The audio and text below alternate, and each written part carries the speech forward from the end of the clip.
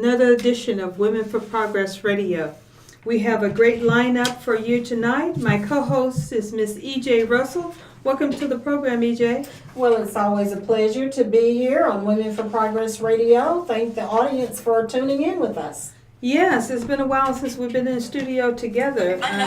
You all had some wonderful topics, and we have another great lineup tonight. We have Mr. Chauncey Spears, Alpha Phi Alpha Fraternity, and he's coming in with some of the mentees to talk about the upcoming Youth Symposium on January 13th in honor of MLK Day. So we look forward to talking with him and his mentees. And we also have part of our later discussion, Senator Simmons, and also Mr. Walter Zinn, who's a great community activist and politician himself. So we look forward to that conversation. We'll talk about what we need to focus on for the upcoming legislative session, and talk about several different bills that are already out there. So we look forward to that conversation. We've had a lot of things going on for our new year, EJ. Of course, our Lunch and Learn was very exciting on Tuesday. We kicked off a wonderful Lunch and Learn, and we were talking about getting women elected. And you were the moderator for that Lunch and Learn, and we had a great panel. Would you like to update our audience a little bit on the discussion from Tuesday? Well, we did have a great panel talking about a pathway to victory and getting more women elected. We had Walter Zinn, attorney and former candidate from the 1st Congressional District here in Mississippi. He's also an executive with 5520 Strategies.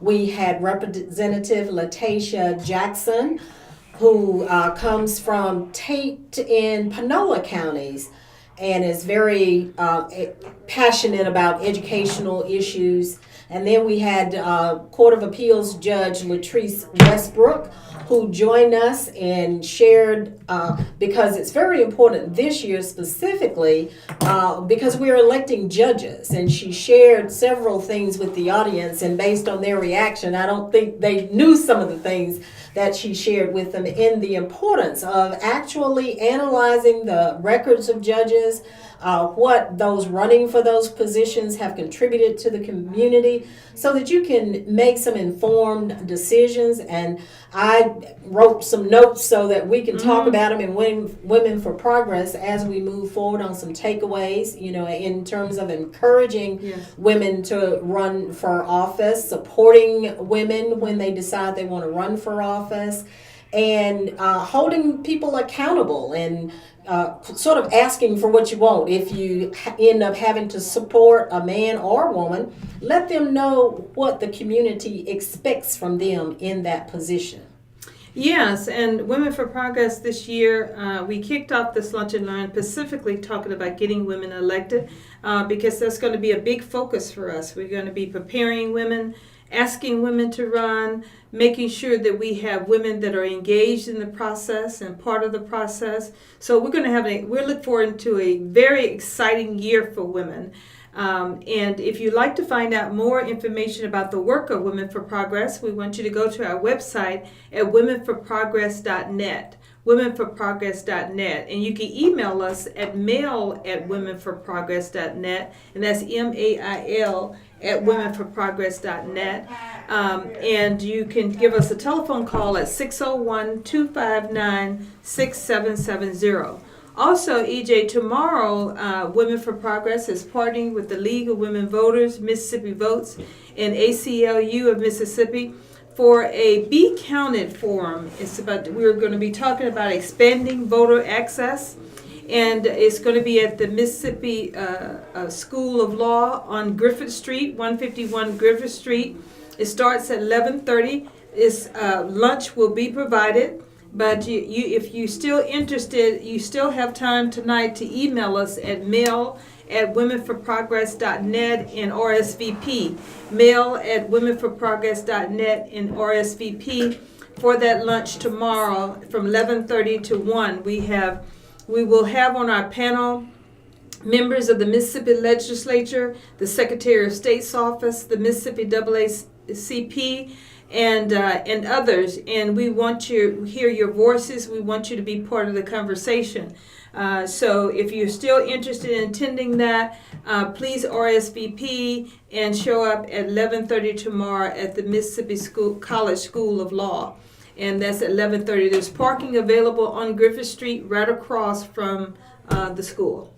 Exactly. And as we are talking, this is midterm election year for Congress, but this is also going to be a preparatory year on behalf of Women for Progress and getting individuals ready for next year's statewide elections, legislative elections, because that's close to home as well, and it will make a big impact. Yes, and we look forward to it. And I think we have a call. I think it's Dr. Quinn. Dr. Quinn? Dr. Quinn, are you with us? Dr. Quinn? Dr. Quinn, are you with us?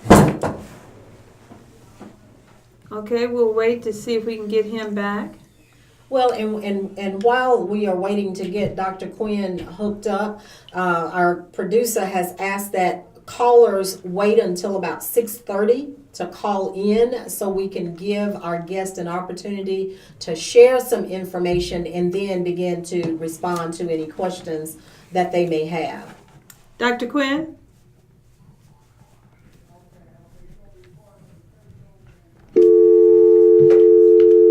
Okay, we're going to get our executive producer in and make sure that we get Dr. Quinn through.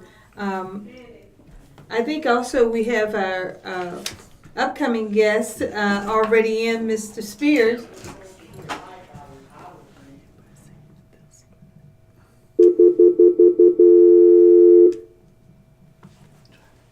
Dr. Quinn?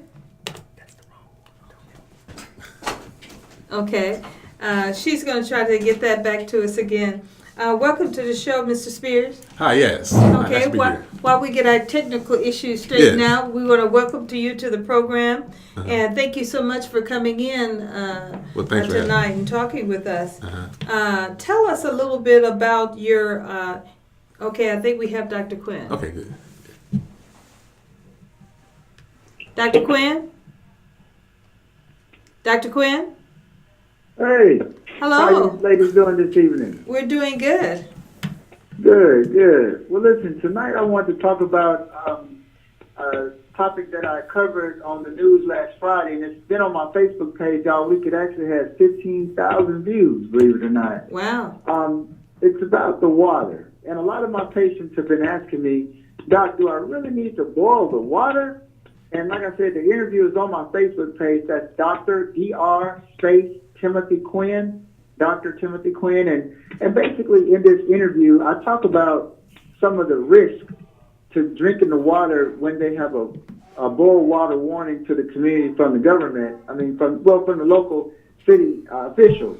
And, some people are like, man, I don't have time for all that. I'm just so busy. I don't have time. And, what is this all about? Well, the deal is it can be dangerous. Now, there's E. coli all around us in different forms of bacteria, but the concentration is kept so low that it's safe.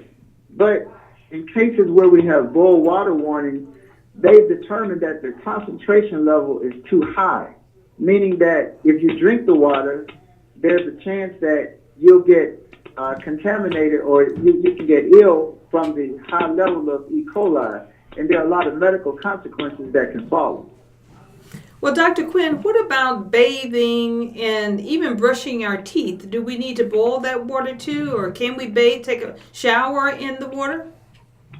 Well, you just have to do the best you can. In reality, it's going to be impossible, to boil that much water. So the main thing is you don't want to ingest the water, meaning you don't want to put it in your mouth. So brushing your teeth, I'd probably use bottled water or I would boil it. But me personally, I choose the bottled water because that way it's just the safest way and you have a better chance of not getting sick. Now, not everybody is going to get sick. The people who are at greatest risk are the elderly, people who are older, and also the very young, like little infants and very small toddler type children. They have the greatest chance. And the reason for that is their immune system is not quite as strong. Also, you have to be concerned with people that have compromised immune systems, like someone who has some type of chronic medical condition. Maybe they're taking steroids or some type of immunomodulator medications, like different types of arthritis, diabetes, heart disease, people with kidney problems. These people really need to be aware, really, really vigilant about not drinking the water, because their risk level is much higher because their immune system is not as strong and they can't fight it off as well as someone that's at a better age to fight off the different bacteria they may come in contact with. Well, Dr. Quinn, what type of things should we look for? Let's say if somebody accidentally, they were brushing their teeth and they swallowed water, or they just, they were in a rush and they say, okay, I'm just going to drink this glass of water. Is there some things we need to look for that might say that we're having some type of reaction from the water that we drank? Yes. And on my Facebook page, Dr. Timothy Quinn, I talk about the warning signs. The number one is diarrhea and stomach pain, because the most common problem that somebody will have is a type of contamination to their stomach, and basically they'll have generalized stomach pain and diarrhea, and there are times that the person can actually have blood in their stool. At this point, it's a good idea to go ahead and go to the emergency room so they can evaluate you and make sure you don't have to get admitted and put on antibiotics. Also, you can have fever, fatigue, nausea, and vomiting. These are all signs that you could be contaminated with the strain of E. coli that's very dangerous. Now, the worst case scenario is a condition called hemolytic uremic syndrome. And if you develop this hemolytic uremic syndrome, then you can actually go into kidney failure. So this is very dangerous. So it's something that should be taken seriously. And what I tell my patients is, don't think that the city officials are just saying it just to be saying it. I mean, they're doing it because they're trying to keep our community safe. And double checking with that vulnerable population that you talked about. Make sure that we're reminding our seniors. Sometimes they forget and say, especially since we've now in a couple of weeks of having this situation, they need to be reminded that they are to boil water and that this thing is continuing until further notice. Right. Now, don't quote me on this, but to my knowledge, and maybe you can help me out, I think that the boil water notice has been lifted. I think it got lifted yesterday. Is that correct? I have not heard that. So. No, I heard something as early as, I think last night we're still on it. Okay, we're still on it. Okay. Well, I think maybe your zip code 39211 was going off today, I believe. But that was the only one I heard anything about. Okay, that's my area code, 3. Okay. So the deal is we need to all just stay aware and watch the news, and maybe you can even call the city and they can keep us informed. But also note that we're getting ready to have another freeze starting tomorrow and throughout next week. So there's a chance that, this thing could continue on because these pipes, they're not very good with the freezing weather. And to my knowledge, it's going to get really cold over the weekend and the next few days of next week, so we could possibly even have some more problems. So we just need to really be aware and just pay attention to the city officials and don't think that, it's something that we should ignore. Well, give us your that website again, Dr. Quinn, that we can go to.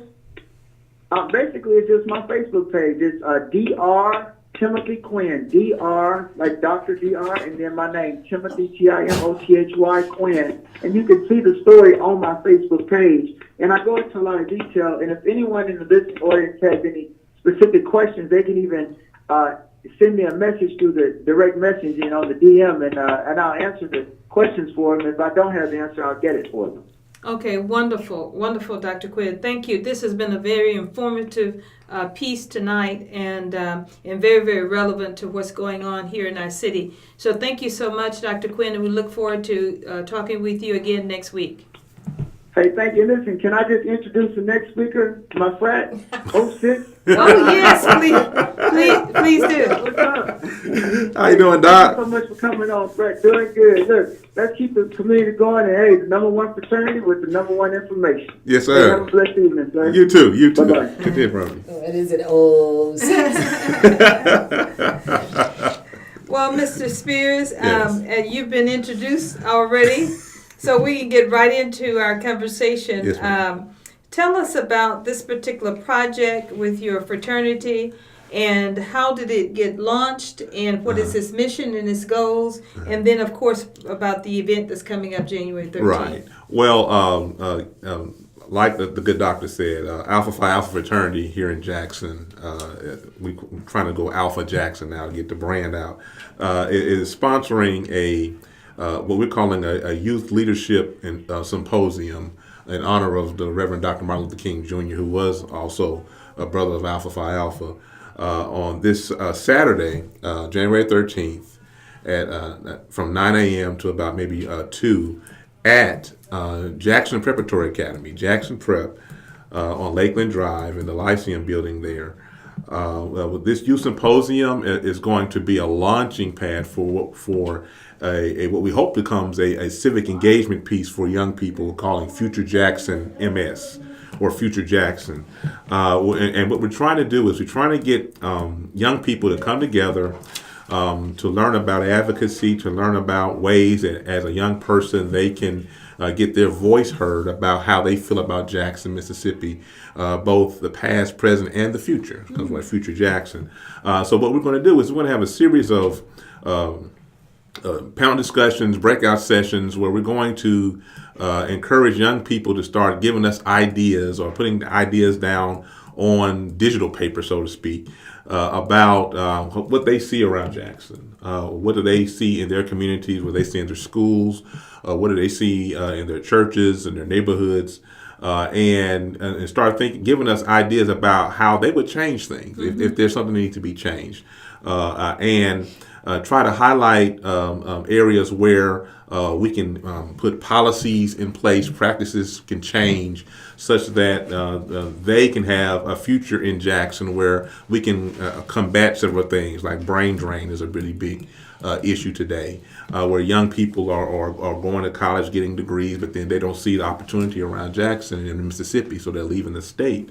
Also, we want to get them to learn about what civic engagement really is. In our schools, we require them to learn about government, learn about the three branches of government, what to vote for, things of that nature. But civic engagement really harkens back to Mississippi's civil rights history. That's really where you begin to really see civic engagement in action. We look at people like Fannie Lou Hamer, Aaron Henry, and these people who organized the Mississippi Freedom Democratic Party and things of that nature. They didn't just go to vote, but they actually put together a platform, ran candidates, talked to people in the community, learned about how policies affected their everyday lives, things of that nature. So in that vein, we want young people to come together to begin to communicate with one another, learn how to network, learn how to communicate effectively about what their needs are, what their interests are, and to learn about ways they can advocate for those things so that they can do more than just talk about it, but actually be about the business of creating change that they want to see in Jackson. So we're excited about this opportunity. Now, you and mentioned a panel. Are these good? Is this a panel of young people, or who sits on the panel? Well, yeah. We do have several young people that are going to be leading discussions. We're going to have some students from Jackson Prep that's going to lead a discussion about the history of Jackson Prep. Okay. We actually just confirmed Miss Black Teen Mississippi, Chalicia Horner. She's going to come and talk about bullying on social media and ways that young people can try to use social media more productively. And so we're going to have those young people talking about those things. The Youth Media Project is one of our sponsors. The Youth Media Project from the Jackson Free Press is going to come. They're doing a wonderful job. Yeah, they're going to come and they're going to talk about their project that they did this summer, documenting youth crime and how youth crime is perceived and how youth crime can be prevented. And so they're going to be talking about that in discussion. And also, too, we're going to be talking about having a breakout discussion, really, about encounters with police and how police community relations can be improved from the eyes of young people. We can also talk about educational advocacy, how what young people see in their schools and what they would like to see and how they can advocate to get those things better. So we're going to talk about several issues, because we want to eventually put together a Future Jackson platform. The platform is going to be just a series of ideas, concepts, interests that young people are voicing that we're going to present to different leadership around Jackson, whether it be the city council, mayor's office, certain nonprofits that have activities for young people around the community, school board, things of that nature. And so we're going to really try to put feet to the ground and try to see if there are ways that we can engage these young people, not just tomorrow, but Saturday, but ongoing through that. And one way we're going to try to do that is we've created a hashtag Future Jackson MS. We want young people to start, vlogging, blogging, posting on various social media platforms, their ideas about what Jackson looks like to them, about what they would want Jackson to be in the future, and ideas they may have about trying to make that happen. So what we want to do is we want to kind of gather those posts, those ideas, and create a platform that young people can refer to, not only as we present it to the different leadership around Jackson, but also young people can actually grab onto those points of interest that they may have on the platform and start advocating for those issues in their community, whether it be something about their school they want to change, something about their community they want to change. One of the things that some young people that we work with talked about was the recreational options in Jackson. The ways that they can enjoy being young in Jackson. And so we talk about things like the creative climate here, the arts climate here, things like I think there's like a trampoline park, that they really like now. Can they get a skating rink, movie theater? How can we make that happen? So things like that. So we want them to kind of network, to kind of communicate, come together as a community, and begin to really learn about how to advocate for the things they want to see. This is exciting. I'm getting excited just listening to it. And I want to talk about different ways that we can support this effort. Of course, on Saturday, we want parents to bring their children out. And what age group is this? Kids at any age? Or is there a specific target that you all are focusing on? We're working with young people ages 12 to 18. Okay. And we want young people from a cross-section of Jackson Metro, not just students who may be attending school in Jackson Public Schools, but of course, we're at Jackson Prep. So we're inviting young people who may be attending schools at our local charter schools, some of the private academies around the metro area, the different suburban districts, Madison, Clinton, Rankin, Vicksburg, if they want to come. We just want a cross section of young people, because we recognize that the Jackson is bigger than just the city proper. It's Jackson Metro, and the metro area goes so as Jackson goes. And so there's a lot of resources, a lot of potential within Jackson and within our young people that we want to be able to nurture and develop and help them to actualize as they become older. So 12 to 18, lunch is going to be served there as well, and so we just want them to come, relax, and have a good time networking. We're also going to have a cultural exchange where actually several of the young men that we work with wanted to actually put on a step exhibition, and I thought it was interesting because typically with Alpha, really with our mentoring programs, we really don't really do that, but they thought that this would be a great opportunity to explore that aspect of our culture, and we, Alpha, we don't mind, and we enjoy stepping. At least I used to enjoy stepping, before the weight got on me, but yeah, and also too, there are other groups that will be there. I know that I think the men of Phi Beta Sigma are bringing the Sigma Beta mentoring program that they run. They're going to be there. They're going to perform. And the men of Kappa Alpha Psi fraternity are going to be bringing the Kappa League with them. I don't know if they're going to perform or not. I don't know if they want to have enough of them there, but I figure when they see the Sigma Beta men perform, they're going to get a little itch in them. They get a little itch in them, and they may want to do something. But we're inviting young people to if you have a creative outlet, if you write poetry, if you sing, if you dance, if you want to just show what you want to do and express yourself creatively, you want to give them the time to do that as well there. So that's why I was saying, it's an opportunity for them to come, let their hair down, get comfortable, and then begin to enjoy the idea of being a civically engaged young person, because hopefully they become civically engaged adults. And as a grandmother, I want to reach out to parents and grandparents. Right. That I know one of my grandsons is 11 years old, but he would love to do because this is great information. Having our young men and young boys interacting with other young boys, and even just seeing what older young boys are doing, I think is great. So I think even at 10, 11 years, you have young men who you're trying to give exposure to. Right. This is a great opportunity for them. And then the next thing is, because you all are really building something, this hashtag Future Jackson MS, hashtag Future Jackson MS. How can organizations support this effort? Well, people who are on various social media platforms, if you are having some ideas about what you'd like to see Jackson do, post that and then just use the hashtag. Because what we're going to do is we have an aggregator. It's a program that can actually gather, all the posts that use the hashtag FutureJacksonMS, and we can aggregate those, and we can actually document and say, okay, this is a not great idea. This is an idea we can explore. We can share with young people to see what they think about it. So any organization, anybody that's in our listening audience who really has some ideas about how Jackson can be shaped in the future, they can use that hashtag, and we can document it, and it can be part of the platform if the young people want to use those ideas to help organize and advocate in their communities or in their sphere of influence. They can use those as well. You're going to be signing up kids for this future project too, so kids can give their name, contact information, so they can stay engaged with your organization. And what I want to do is I want to get some young people actually working a social media platform that's strictly for Future Jackson in this.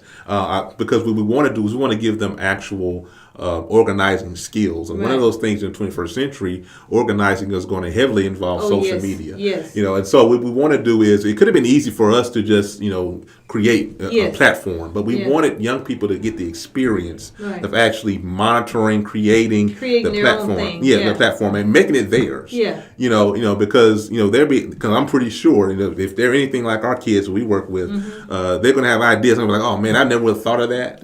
Or I don't know if I like that, but that's not mine. It's their thing, it's their platform, and we're just there to support them and let them be young and try some things, take some ideas to their logical end and see how it works for them, because that's how you learn, that's how you grow, and that's how you get ownership, and that's how you invest in a movement, is to let it be theirs. And so we're looking for young people who are willing to take on that particular project. That's the next step. It's something that they can do after Saturday is to create that social media platform and have that something that people can refer to as they're working and organizing in their own spheres of influence. Is this your first year having this symposium? Yes, I'm glad you mentioned that. This is our first year, and partnering with Jackson Prep has been very fortuitous for us, because what it's allowed us to do is allowed us to explore areas that we probably would not have been able to explore if we hadn't had the opportunity to go to Jackson Prep. The reason why I say that is because I reference a lot our mentoring program. Alpha has a mentoring program called the Alpha Mentoring Program Uniting and Preparing. We call it AMP Up. And we work with these young men in Jackson Public Schools mainly, but we have some young men in Hinds County schools as well. And one of our sessions we had, I just mentioned in passing Jackson Prep. And one young man said, well, yeah, we were just in a competition with those kids, and man, they're really smart. And I was like, oh, really? And he was like, yeah, they won everything, and we came in third or fourth. And I was like, well, okay, well, that's interesting. He was like, yeah, because that's where all the white kids go. I was like, oh. I was like, really? And so I said, well, why do you think that's where all the white kids go? And he was like, well, it just is, because we don't have white kids at our school. And he was a student in Jackson. So just so happens that same week I happened to connect with a gentleman that works at Jackson Prep, who's going to be one of the sponsors there, of the event Saturday, and he was anxious to get more kids in to learn about Jackson Prep and things of that nature. Okay, I think we have a call. Oh, really?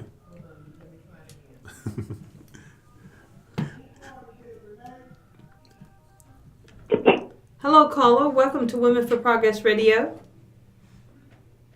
Hello, I'm listening to the program and I'm really excited. One of the things that I wanted to find out is how can I enroll or get my boys included in one of these mentoring programs? Oh, great.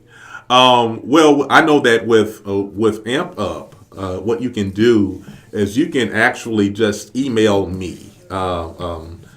My name is Chauncey Spears, so that's CHAUNCEYSPEARS @yahoo.com. And we can. What I can do is I can get some contact information for you. And in fact, what you can do is any young men that you're interested in getting in the program, just if they can, bring them out Saturday morning. There'll be a lot of the Alpha brothers will be there, and we'll be able to just get to meet you and meet the young men, and we can let them know about future events that we're doing with Amp Up. And build that excitement for them to join. Yeah. Right. And they'll see about some of the things that we do. Amp Up. We generally do more of a literacy and cultural awareness program. We do a book study with the young men every year, and so we'll have a book forum and some things like that. What age is that Amp Up? Amp Up is 12 to 18 as well. 12 to 18. But if someone wanted to bring an 11-year-old or a 10-year-old this Saturday, you won't turn them around. Yeah, we don't card. Yeah. You know, we don't card. It's not a hard Yeah. line. Yeah. And sometimes you have some very mature young boys that at that 10, 11 year. And you know, what I find is, like with my grandson, he likes being around the older kids. I think he that excitement about having something to push forward for. Right, and one of the reasons why we do 12 to 18 is because the way Amp Up germinated or began was when Kirksey Middle School opened up. The Alpha Phi Alpha Foundation, which is the 501c3 arm of our chapter. We adopted Kirksey Middle School, and so that was one of the things that we did with Kirksey Middle School. It started as a middle school program, and so that was like 12 to like 14, I guess. And so, but when we found out that when our young men left Kirksey, they still wanted, to engage, and so we started reaching out to different high schools and things of that nature. And one thing I will say too is that we talk about subject matter that young men probably don't get an opportunity to hear a different perspective on about being a black man in Jackson, Mississippi, 2018. We talk about the images of black men in the media. We talk about masculinity. We talk about various aspects of what it means to do things like have positive conflict resolution. We talk about various subject matter. And so we let them know that, it was 12 to 18, but we were real with them. So someone that's younger than 12, if they're ready to have those kind of conversations, we welcome them, but we let them know that, hey, we don't sugarcoat anything because we don't spend a whole lot of time. We're not there with them every day. So when we do have them, we want to make it most of the time that we do have with them. So Is there a cost associated with attending the event on the 13th? No, it's free to open to the public. We're geared toward 12 to 18-year-olds. But this is free. The great people at Jackson Prep have donated the space and the time with that there. We have several sponsors donating the meals and a couple other giveaways. So we just want young people, on a Saturday morning, on a 3-day weekend, to come out and just share with us, and then hopefully from there continue to engage with us throughout the year. We want to make this an annual event. Jackson Prep is on board for making an annual event, and I want to make sure that I mention the sponsors as well. Of course, it's Alpha Phi Alpha Fraternity Incorporated here in Jackson, Alpha Jackson, as well as the great people at Jackson Preparatory Academy, the King's Leadership Institute. They're going to be leading a session on entrepreneurship, and employment for young people, ways that they can earn money and be productive with that. It's a very very important session they're going to be leading. Also with the Mississippi Youth Media Project from the Jackson Free Press. So there are our title sponsors. They really work with us well. Fahrenheit Creative Group here in Jackson, the marketing firm, they're sponsoring the lunches and here. And we have Poppy's Creations, who's an apparel company. They're actually donating a couple of giveaways that we're going to have. So we got a lot of community partners on board. We got a great cross section of educational leaders on board, and we also hopefully have a great cross section of young people that want to come and share with us and just have a good time and also learn a lot about how they can be advocates in their own community. The campus of Jackson Prep is pretty big. What's the room or the? Yes, the building is called the Lyceum, and if you pull up on Jackson Preparatory's campus at that, I think the first light off of Lakeland Drive, you see straight ahead. There's this big circular building. That's the Lyceum. Okay. The signage will be pretty clear where we're going to be. It's a very beautiful facility. And it has ample space for us, and it has all the presentations, hardware, the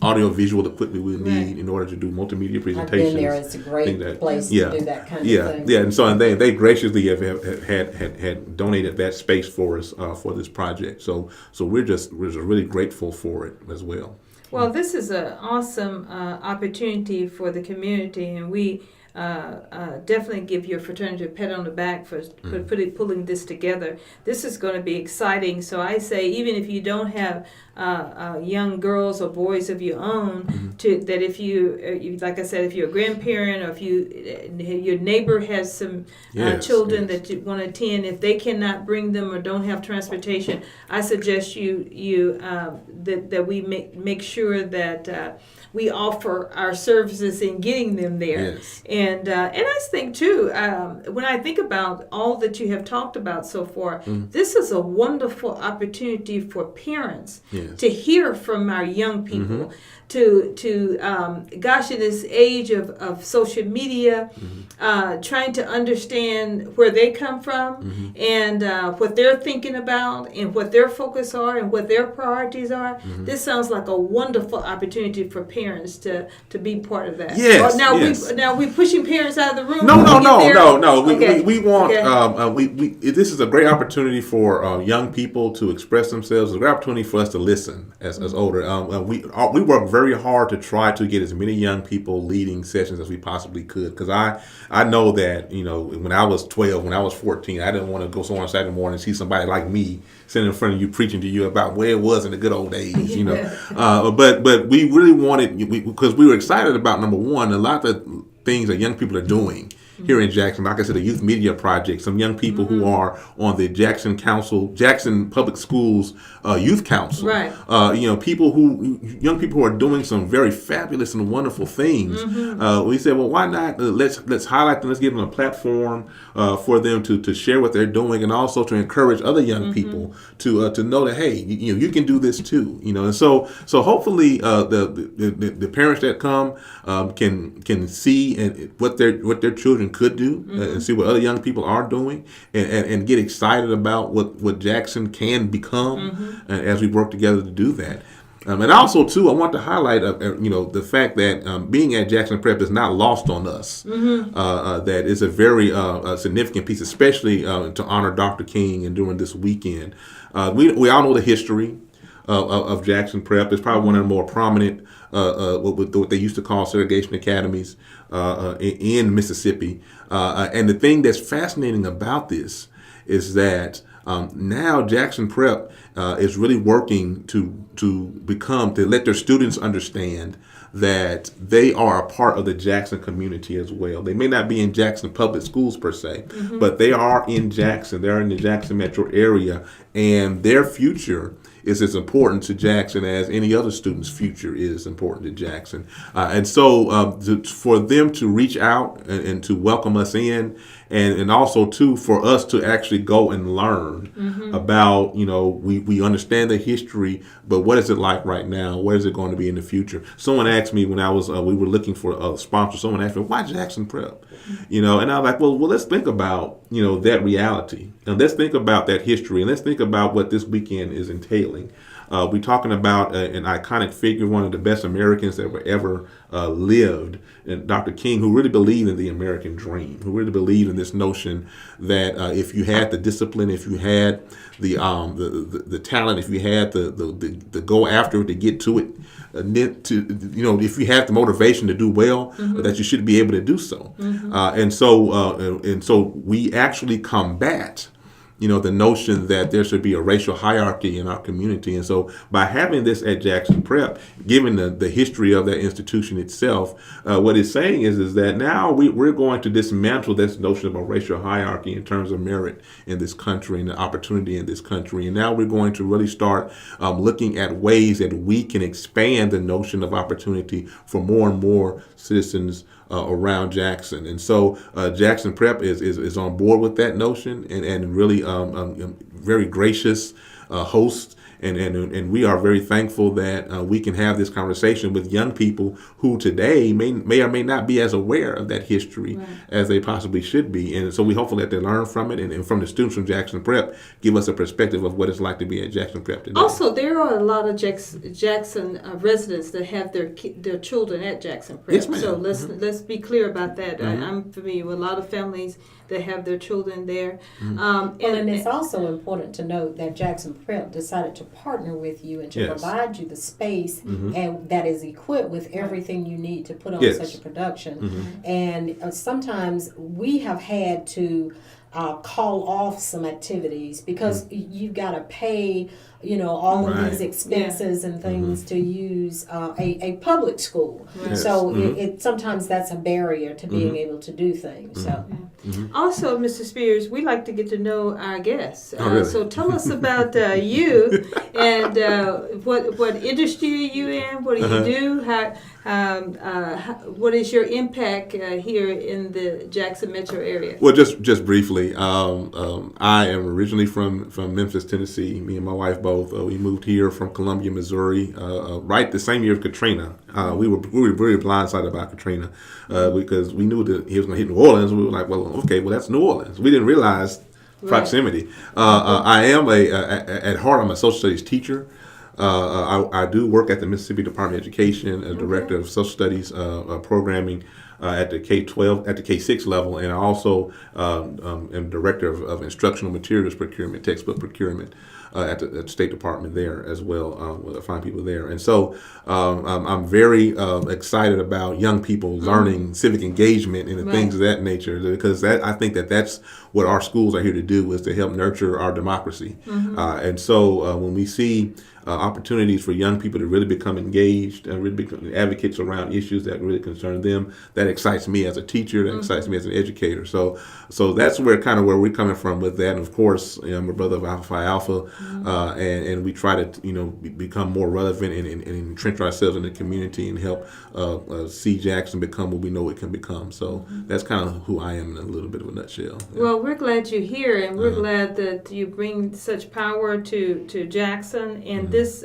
symposium is a very exciting adventure, and we hope that it becomes an annual event. Yes. Yeah, and I think the future of this program, I want to remind our audience again, those who are social media savvy, that we're looking at the hashtag FutureJacksonMS. Yes. Hashtag FutureJacksonMS. And this event is Saturday, January 13th, from 9 to 2, around about that time. 9 to 2, there'll be breakout sessions. The lunch is free. Yes. The targeted age is 12 to 18, but if you have younger boys and girls, bring them. They will not be carded that day. Right. So bring them, let them be part of the process. So this is exciting. January 13th at the Jackson Prep in the building, at the Lyceum building. and right off Lakeland Drive. And if they've got a talent or something they want to Oh, yeah. showcase, you allow them to do Yeah, that in the yeah, cultural yeah. exchange. Yeah, that'd be Yeah. fun. So, yeah. so that ought to be fun because Yeah. I'm pretty sure you've got some musicians Oh, yeah. and some singers, maybe some mime or praise dancers. Just Yes. bring it on and show it out. Yes, yes, indeed, yes, indeed. And also, those who might be interested in the AMP Up program, also, they can email you at Chauncey Spears, and that's ChaunceySpears @yahoo.com. You're right. You're At good. You're yahoo.com. good. Okay. We just take pretty good notes. Yeah. Yeah. So this has been wonderful. Thank you so much for sharing this with us, and Thank we you for having will me. also push this out on our social media after Great. the show, Great. and continue to let people know, and we'll personally engage with some other grandmothers and mothers Yes. out there and fathers out there who want to bring their children. So thank you so much. Thank Thanks you. for- Thank you. All right. Exactly. Well, this is great She might see information. you on Saturday. Oh yes, I'll be there. Oh, good. I'm Yeah. going to bring my 11-year-old Great. because this is something he would be very excited about. Definitely, Thank for you. sure. Thank you. Thank you. Okay, you've been listening to the Women for Progress Radio, and we're getting ready to go to our next part of our program tonight. We're waiting on I think we have one of our call-in guests. Senator Simmons? Yes. How are you all this evening? We're doing great. Thank you so much for calling in and being part of our program tonight. How are you? I'm great. How are you? We're doing wonderful. And Senator, thank you for calling in. And I want to share with our audience that you're on several committees, and that's the Corrections Committee, the Finance Committee, the Insurance Committee, Judiciary Division A and Division B. You're on the Labor Committee, Wildlife, Fisheries, and Parks. That's correct. Okay, so I'd like to just start because we got a lot that we want to cover with you, and we just have welcomed also Attorney Walter Zinn is in the studio with us. Welcome, Attorney Zinn. Good evening. Thank you so much for coming in and talking with us tonight. We're going to cover a lot. We have Senator Simmons on the line with us. And Senator, I want to start by saying what are the big rocks that we need to focus on this legislative session? Well, this legislative session, if I had to narrow it down to four main issues, I would say education funding, road and bridge funding, the budget, and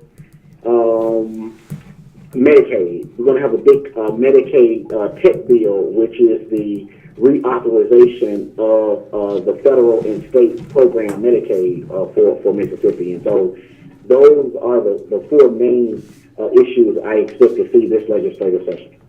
Will we see any more discussions on expansion of Medicaid? Well, I've authored or sponsored legislation on the Senate side for the last 4 to 5 years, and I have in fact introduced that bill for the 2018 session. We have not had the legislative will, the Republican leadership, and the Republican majority just has not taken up the bill.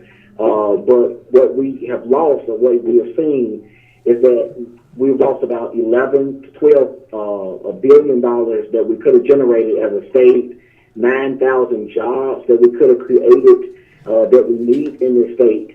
And we have left approximately 300,000 Mississippians behind who just make too much money to be covered under the existing Medicaid program, but they don't make enough to be covered by private insurance. So we have left those Mississippians behind by not extending or utilizing that provision of the Affordable Care Act. Okay. And you one of the rocks you said education funding, and what direction will we be going there? Well, as you know, since 2009, we have underfunded our public schools to the tune of about $2 billion.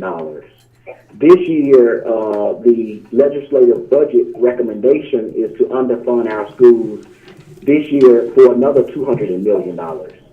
And so what the Republicans have in store is they hired a real expensive firm to study the existing formula, which is the Mississippi Adequate Education Program formula, which was started in 1997. And for 20 years, we've only fully funded that formula or the program twice. And so they plan to completely rewrite or come up with a new formula. But the problem with that is there is a requirement that we fund our schools. And so I believe the strategy is to completely remove a formula off the books altogether and to reduce the state's obligation to fund our schools and to push it down at the local level. The problem with that is when you push the responsibility of funding our schools at the local level, then your property-rich districts will continue to benefit because they have the ad valorem taxes, they have what they need to fund their schools, and the poor districts will get even worse. And so that's the problem with what I've read in some of the what is called Ed Bill recommendations. Well, if I could jump in there, Senator Simmons, it's always a pleasure talking to you, Noop. Do you feel that with the education funding, obviously we're dealing with MAEP, and we know that there was a game essentially played statewide with the Initiative 42 and the way that it was addressed on the ballot. Are we diversifying and or proposing the sophisticated responses from a policy perspective on education that reflects the aggression that the Republicans are pushing with their strategy? Do you think that there's enough counter to that, or the commitment to public school funding, the way that we're having a conversation right now, is going to be successful?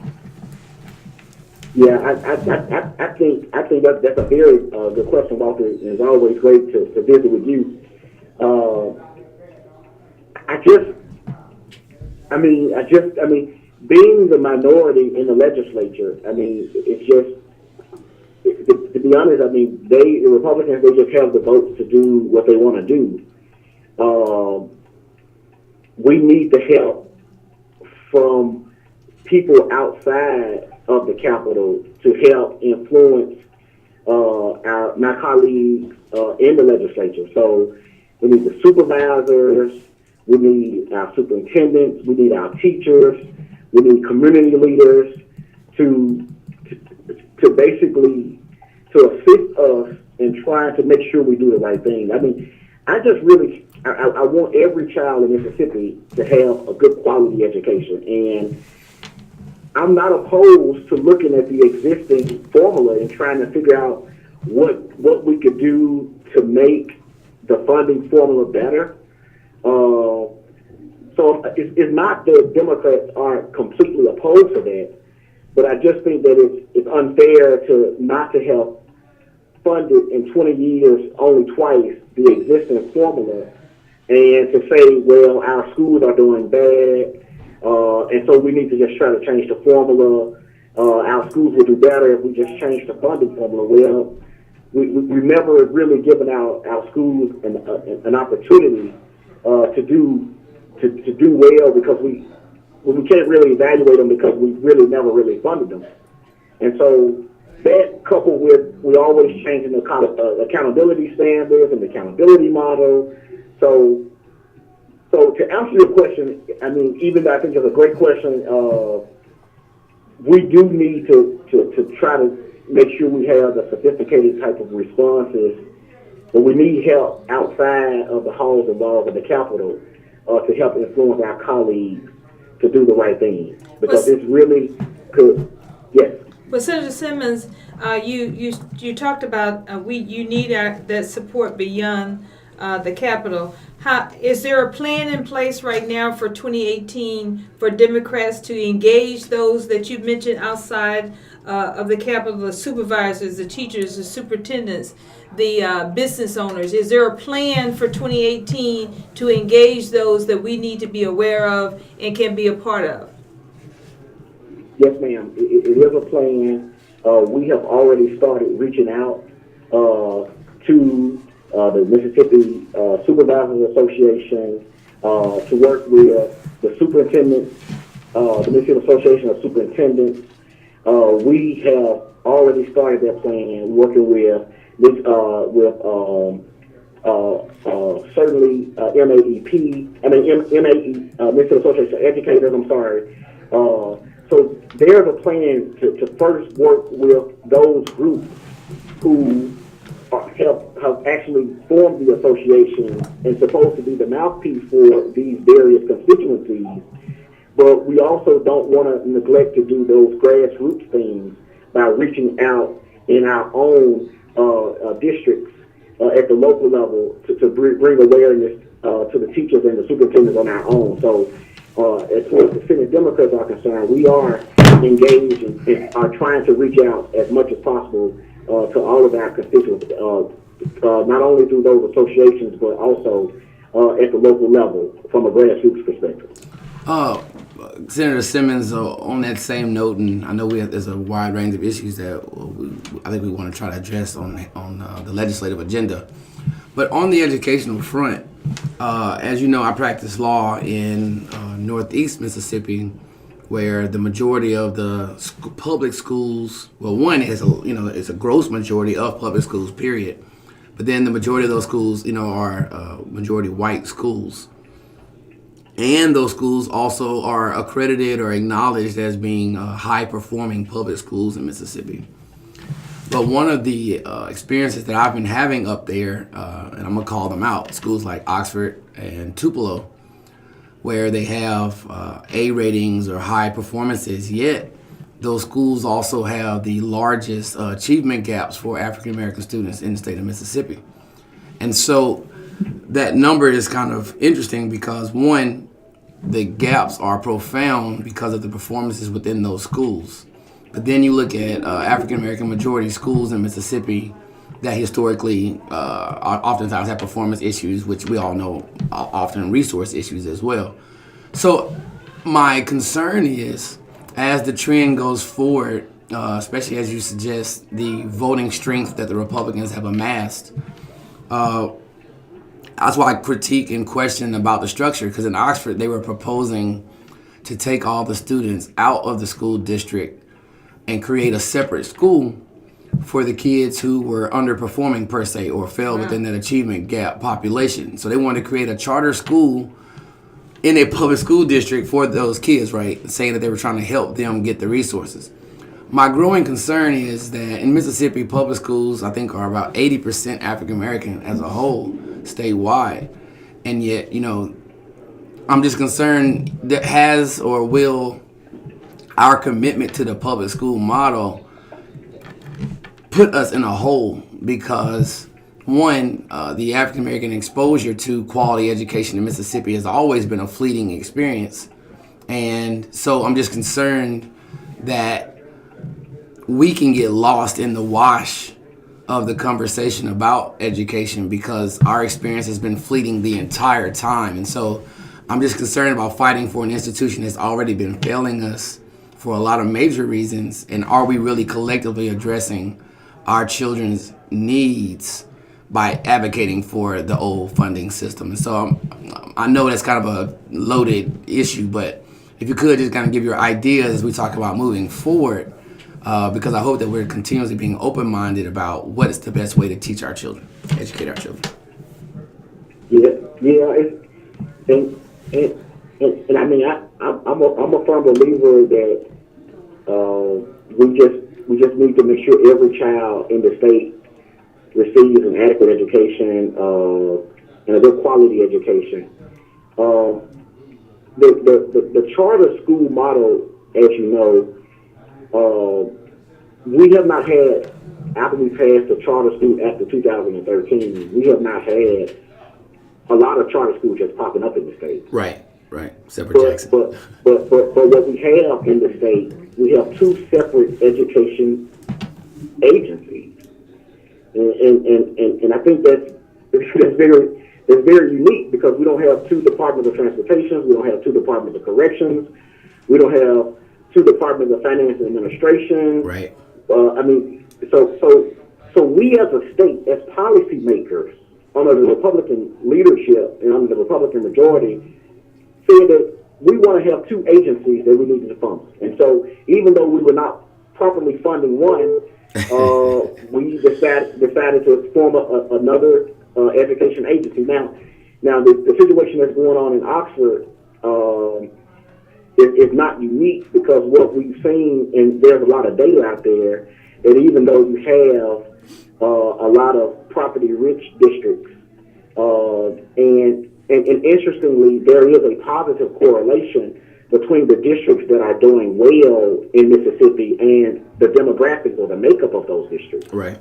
And so we want to make sure all of our children, despite their race, their zip code, or despite the income of their parents or the makeup of their families, that they have an opportunity to get a quality education. But I think the historical context is important, and we may not have enough time tonight, but a lot of what we see under as the public schools, as you all know, are your post-Brown schools. And there's always a debate whether or not your post-Brown schools, we're talking about Brown versus Board of Education 1954, are in fact your pre-Brown schools. Because before Brown, of course, there was also an argument about funding, but we were not going to school together. Right.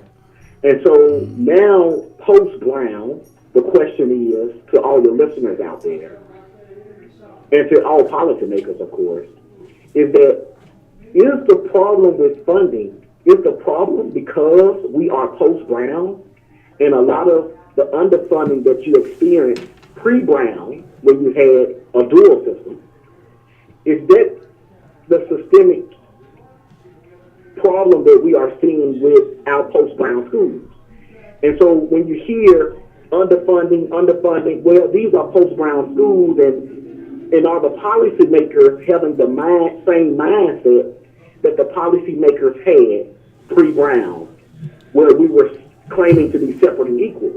And so when I hear any argument or any proposal about, well, let's have a very good voucher program, let's create charter schools, I just think about an effort of some of my colleagues that's trying to create a situation where we are separate again. And then the funding really will hurt those kids that need it the most. So even though I think it was a great question, Walter, and I don't have enough time to really get into it, I think to argue the fact that our existing schools under the existing formula have been underfunded is just a truth. It's just a fact. Now, where do we go from here, since there is an effort to look at the current formula and rewrite the current formula? I think that's yet to be seen, because there are a lot of people who have read the Ed Bill recommendations and say that they are empty promises. Right. And so the concern is, if we say we're going to take away the responsibility for the state, and as you know, the current law talks about a 27% rule, where the local community or the locals will not pay more than 27% for education, and you try to play with that and you tweak that, we know areas like Oxford, like you said, will still be okay. The DeSoto counties of the world, the Gulf Coast, they'll be fine, but areas that I represent, like the Delta, Southwest Mississippi, Jackson, Central Mississippi, they will not do well if the local governments and the farmers and all of the taxpayers there have to pay for the education. Senator Simmons, this is E.J. Russell. How are you doing this afternoon? I'm doing great. How you doing as well? I'm doing great. Look, but the bottom line is, no matter how they tweak that education bill, whether they keep the formula, get rid of the formula, the bottom line is public education in Mississippi will remain underfunded. Would you agree or disagree? I agree. And that's the bottom line. And if we come up with a new formula, Ms. Russell, and we don't fund it, it's just going to create more of a problem. It's almost like where other parts of the state may catch a cold, parts of the state that is hurting the worst, they catch the flu. Right. So even if you change the formula and you don't fund it, and you don't do the right thing, over time, we'll have the same conversation again about why in Oxford, even though it's a A or B district, why is certain students doing well and certain students not, and then why in areas like the areas I represent, you got a handload of C, D, and F districts, and why are they doing so bad? Well, I mean, I just think that you don't really get to it if you don't do what we're supposed to do as a legislature. And I just hope and pray that we do the right thing, even if we change the formula this year. Senator, we want to hit one more rock, and actually we can tie it into this next topic, and it has to do with education too. There's been a lot of talk about the lottery, and at one time the conversation was have the lottery and use that funding for education. Now we're looking at possibility of using it as an option for roads and bridges. So can you speak to that? Yes, ma'am. I personally, I don't have a problem with the lottery. In fact, when it got up to that close to $500 million, my mom, who was retired, wanted to drive over to Arkansas. So we went over there and we contributed to the Arkansas general fund or wherever they decide to do it with their money. And a lot of states they do in fact use the money for education.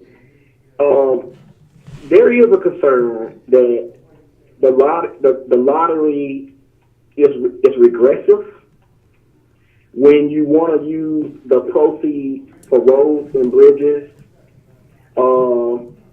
because even though I think people would rather pay $1 than going to a casino and spending out more than that, and the odds are, well, I don't know if the odds are better, but I don't think there's a problem with the lottery personally, but there is a concern that 2 years ago, we had a choice.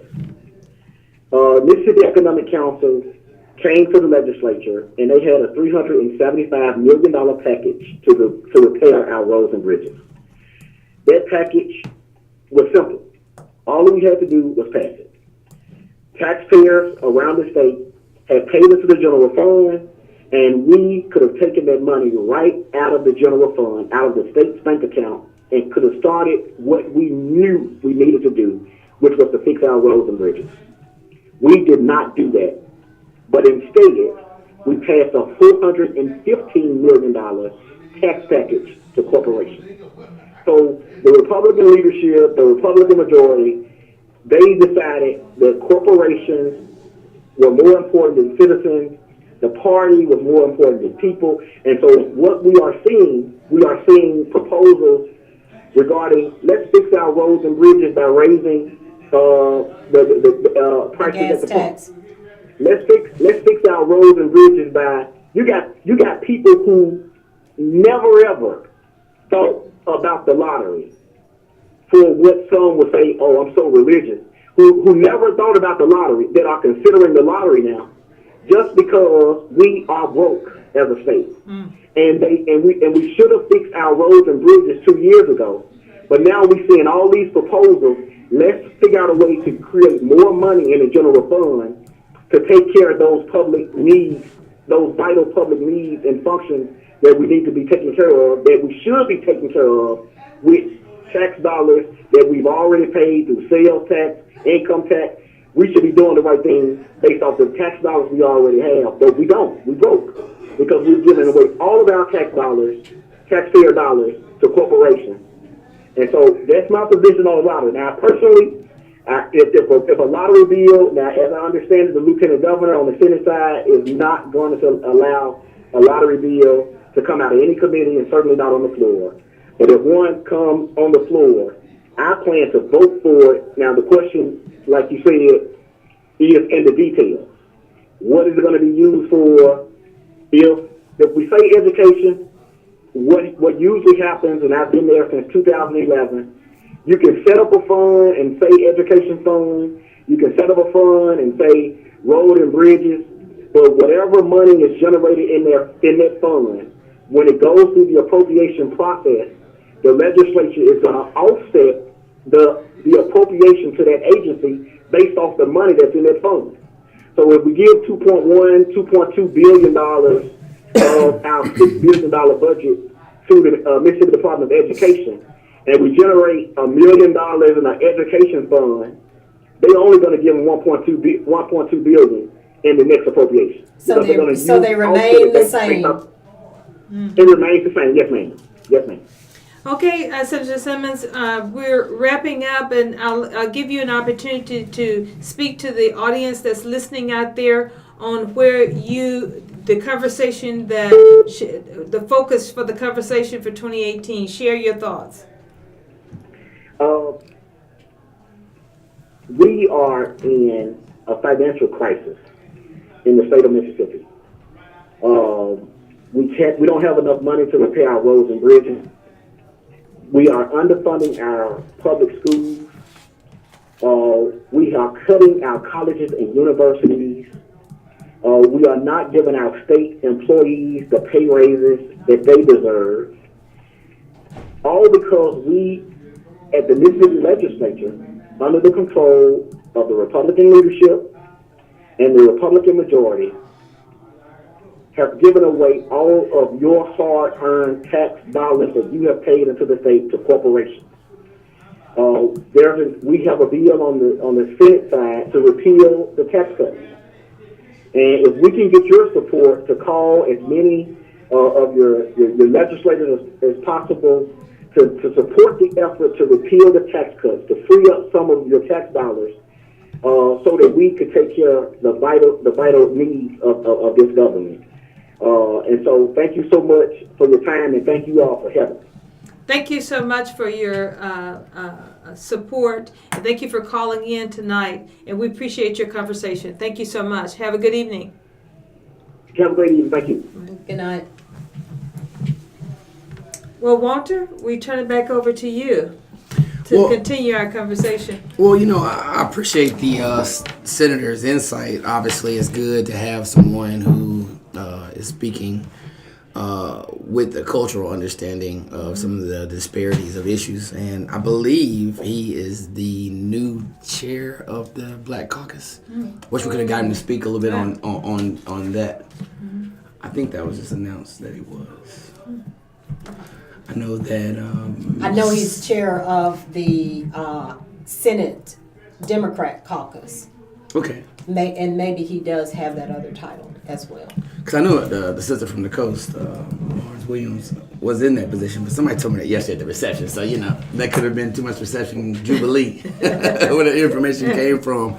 But again, if you look at the bills that are already on the House calendar, a large number of those were dealing with transportation issues. And here in the city of Jackson, of course, we know how serious and real of an issue that is. I think it's really early. I think because there's so many bills that came out on that, I had a look at the calendar for the House. 1, 2, 3, 4, 5 bills already on the calendar that specifically are addressing road and infrastructure repair, and some variable taxation as well. So it's really tough when the senator talks about the financial status of Mississippi.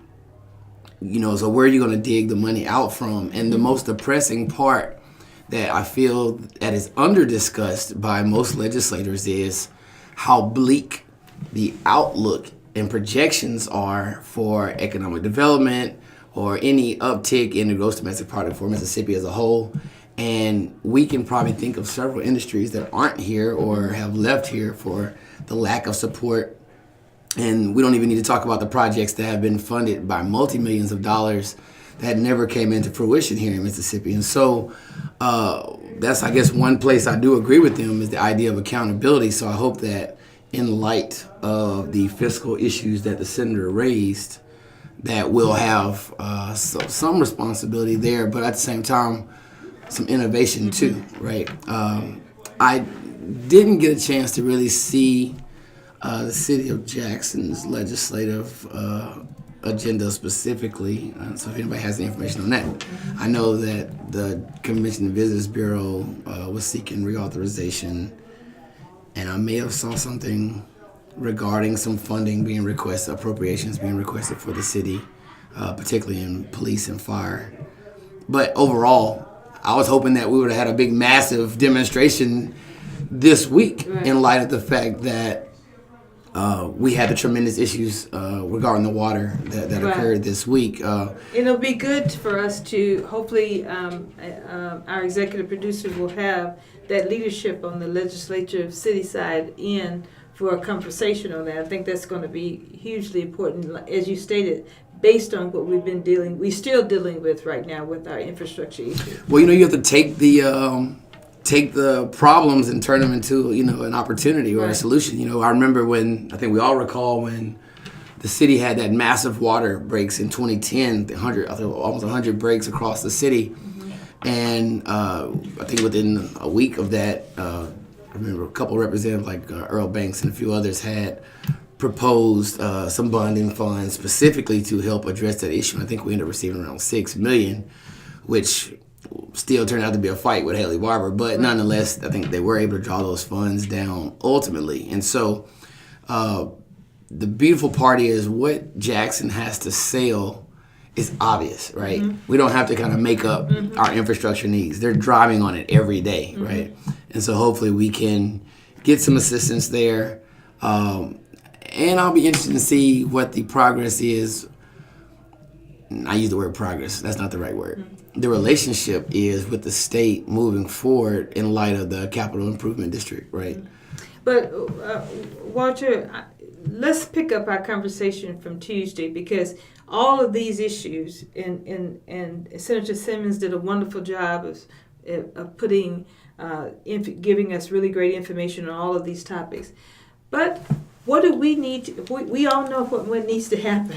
When we in any situation where when one side holds all the power, sure, it makes it difficult to make things happen. So let's talk about that conversation, because if we're going to make some changes here, we know that 2018, 2019, that there's got to be some engagement around getting people in the legislature that's going to look at this thing for all of the citizens of Mississippi and going to make decisions that make sense for Mississippi. Because when we got all these issues that are going on in the state of Mississippi, for us to have all these tax cuts that are out there, that just doesn't make sense. So we start a discussion on Tuesday about getting more women elected to office. I think nationally, we are, many of us are now are looking at the role of women in a very, very different way. Sure. And a very interested to see. I mean, the whole social media buzz about Oprah even being possibly looking at the presidency. Sure. People are looking and say we need something different to happen here, and maybe women have that solution. Well, in the church, we would say it's time for a revival, and so. That's most definitely the case here. But in some instances, where we've seen the most strides taken and the most profound amount of advocacy is in the midst of turmoil and high levels of upsettedness. And so I wouldn't pray for turmoil to reoccur, but given the status of Mississippi, it's really a weird concept to talk about turmoil, right? When you look across the board and you say, well, what is the environment that is Mississippi? And then we look at healthcare. We know that we're having issues with how Medicaid has been applied here. And the craziest part about that is the monies that come down for Medicaid and other government programs, when they come up with these more stringent requirements for who is eligible or these ways to dismiss people from it, they don't talk about what happens to the money that's sent down per head for those persons who would be eligible for the Medicaid. And so Mississippi is beautifully pimping poverty in a way that it makes us think that it's something we're doing.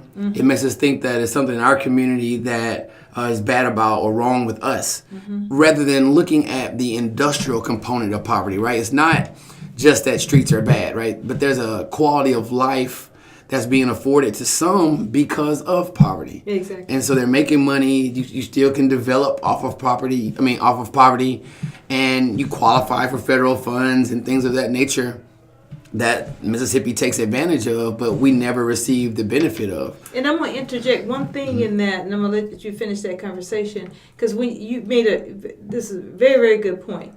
The dollars in the industry that's taking advantage of these opportunities, even when we're talking about administration of Medicaid, a lot of us out here don't understand about the corporations and the entities that are administering these programs getting paid huge dollars for the administration of the program, and sometimes the cost of that administration is more than even what's being distributed to the public. That's right.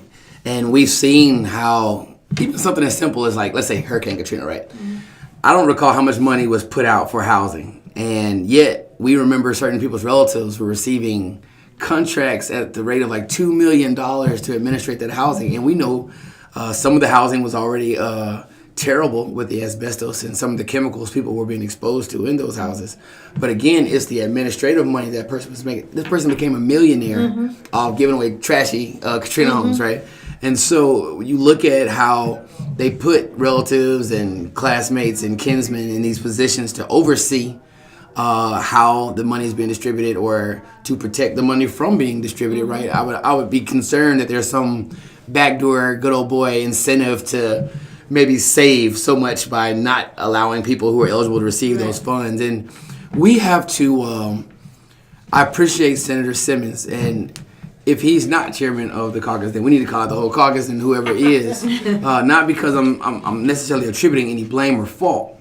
But what I feel we need is not to be excited, but to be incited about our circumstance, a level of anger and upsetness, or to quote the great Fannie Lou Hamer, there needs to be a very, very vicious, sick and tiredness that we need to possess. And the beautiful part about a Fannie Lou Hamer is no one's talking about her beautiful Harvard degree, right? Because that's not who we're talking about. No one's talking about her lavish Cadillac that she used to drive down the street, because that's not part of the story. It's not a beautiful story. What's beautiful about the story is her upsetness and willingness to sacrifice literally her body and her life to advance and improve the qualities of her people. And here we are. Brother Simmons talked about pre-Brown conditions, which is a beautiful thing to assess here in Mississippi, because we can obviously articulate the failures that have occurred. But he and his colleagues, the caucus should be doing a statewide town hall rather than MAE or Department of Education, because in Mississippi, we do not talk about the quality of life and experiences for Black people like they talk about the quality of life and experience for Hispanics in California. Yet we have a population that closely mirrors what California's is as far as people of color in their states, right? Where the Hispanic population, they have several Hispanic legislators. They are a major part of the industry and conversation about how that state is going to go. Whereas Black people make up unofficially over 40% of the state population. And so when you talk about moving into 2019, and the thing we didn't really get to discuss at the forum the other night is the fact that with the growing population of Hispanics in Mississippi, obviously Black community is still growing, and other communities of color that are here, we will be a majority state of color in the 2020s, yet we will be still living in the districts drawn by a majority Republican, minority white male-led group of people. And yet the state will be full of people of color, and women, of course, will be the majority of that group. And so they won't reflect that in policy. They won't reflect that in the districts that they vote and live in. They won't reflect that in what's happening at the Capitol. So you'll have a small, contrite group of white males leading a conversation about policy in the state that's made up of people of color. That sounds just like the pre-Brown era, where Mississippi at one point was almost like apartheid. Okay, well, if we're going to start being honest, then we have to call it that, right? Because Mississippi in the 50s was 50-something% African American, of which we saw how several of our cousins were driven up north in other parts of the country again. And so we're at that conversation. And the scariest part is that growing up in Mississippi and now being in my 30s, and to think that now here we are readdressing that same conversation from all the stuff I was talking about in textbooks, or learning about in textbooks, right? And now here I am facing the responsibility of doing something about it. And so I hope that, again, I do want to take this moment just to commend Women for Progress and thank you for the opportunity to facilitate this conversation, because a lot of times we do want things to be comfortable, but you can't be last in education, you can't be last in all these quality of life indicators, from healthcare to income, job opportunities, etc., and things be okay. Mm-hmm. It's just a sign of our willingness to be placid and just get from day to day. And I can't blame anybody because you're trying to survive, right? But at some point you just have to be upset enough to say, this can't be. Right. And so I hope that in light of the caucus members or the Democrats being in such a gross majority, I would just be zealously and foolishly loud. Mm-hmm.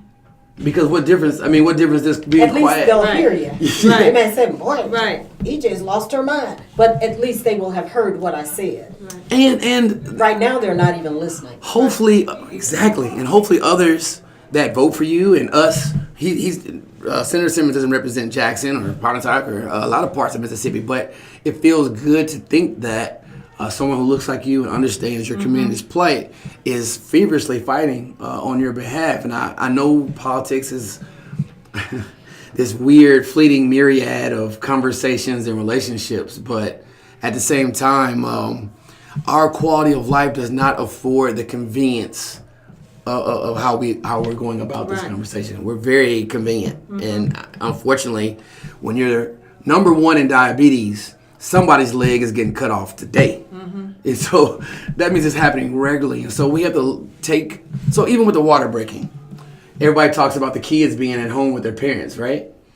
But the other reality is that students from Jackson State aren't spending sales tax monies in businesses in West Jackson that rely on those students to come to Jackson every year. And for the first 30 days when they're getting those refunds and they're getting those cards out, they're relying on them to spend that money in those communities. That didn't happen this week. And there are other parents who needed to buy school supplies and things of that nature that didn't happen this week. And there are people who had to work this week that didn't, so they lost that check. And so when the water shuts down, it is not just the fact that your water is dirty or people can't cook with certain things. It totally wipes out or has a tremendous impact on businesses and families in a larger degree than just certain inconveniences. And so we have to be when feverish. you talk about even the percentage of the businesses that were impacted, the number of restaurants, a lot of places that were closed. So yes, you're talking about major impact. And so we have to have a collective conversation about experiences, not just the cursory one. And the only way to inform ourselves and our community is to have these discussions. And again, I can't say thank you enough for this opportunity. And I hope that we'll continue to take these connecting conversations. I'm not in Jackson as much as I'd like and used to be, but there's a Black experience that I'm able to speak to. Being in Northeast Mississippi, there's an experience that Senator Simmons is able to speak to, being from the Delta, and obviously we're in the heart of the state here in Jackson. And so it reminds us that our experience is coming, and that Mississippi ain't but 2.9 million people, so we're really only talking about 60% of the city of Atlanta as an entire state. And so obviously the mayor of Atlanta has to delegate and put a budget together to take care of that many people. So it's not like we have a circumstance that's not manageable. We just have leadership that isn't managing us in a way that I think opportunities are equitable for people regardless of race or color. We have just a couple more minutes, Walter, but I want to give you those last couple of minutes to what message would you like to leave tonight for the city of Jackson and the metro area? Sure. Again, always humbled to speak on that. One, Jackson has to reconcile that it's a growing metropolitan city. And so while our experiences, unfortunately, have been riddled with race, that can blind the conversation. When you live 40 minutes outside Atlanta, you still tell people you live in Atlanta. People who live in Metairie, Louisiana, tell people they live in New Orleans, Louisiana. And even if you live in Leeds or Hoover, Alabama, you're telling people you live in Birmingham, okay? And now if you live in DeSoto County, Mississippi, you're telling people you live in Memphis. So we have to embrace the fact that suburbs are a part of this process. I think the mayor, of course, does a good job of speaking on not letting people be moved and pushed because of our economic agenda, which is absolutely true. But at the same time, we have to create the condition for economics to be successful in Jackson. And that's about being practical and common sense. Because every mayor, every town, every city, fundamentally, unless they contract it out or give up those services, you got to keep the streets paved. You got to keep fire protection. You got to have police protection. You got to have water. I work for a town. It's beautiful. I work for a town that's 800-something people. And a $2,000 sewage issue in that town is a catastrophe, And I'm like, Jackson has $200 million sewer problems, And so what we have to do again is continue to be informed. And so again, thank you, Women for Progress, for being another valuable and overwhelmingly awesome resource for that. But at the same time, I think we have to, like we said on Tuesday leaving, we have to make sure the conversation is reaching the vast enough population so we all feel connected, because we are. And we got to put strategy and foot and resources and everything to that. So thank you so much, Mr. Walter Zinn, for sitting in tonight. It's always a pleasure. And as you stated, you don't get into Jackson enough. So we're hoping that changes in 2018. And we, on behalf of Women for Progress, look forward to our engagement with you in 2018. Thank you so much for tuning in tonight. You've listened to another edition of Women for Progress Radio every week right here on Thursday at 5:30.